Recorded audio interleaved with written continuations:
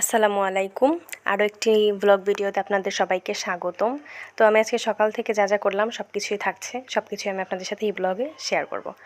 তো সকালবেলা আমি এক চুলায় ভাত বসিয়ে দিয়েছি আর এক চুলায় প্রেশার কুকারে ডাল বসিয়ে দিয়েছি।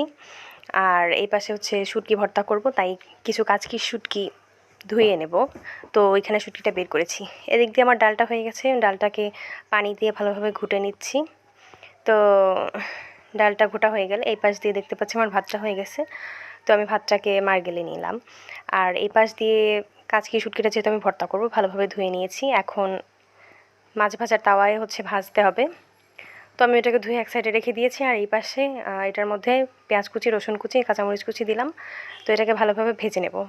হালকা বাদামি কালার করার আগ পর্যন্ত এটা ভালোভাবে ভেজে নিতে হবে।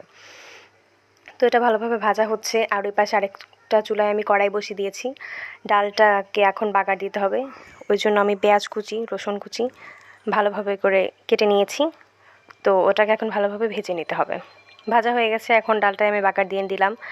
আর এই পাশ দিয়ে হচ্ছে দেখতে পাচ্ছি আমার ভর্তার জন্য যে পেঁয়াজ, রসুন, কাঁচামরিচটা দিয়েছিলাম সেটাও হয়ে গেছে। তো সেটাকে নামিয়ে নিয়ে আমি আবার এটার মধ্যে আগে থেকে ধুয়ে রাখা কাচকি মাছটা দিয়ে দিলাম।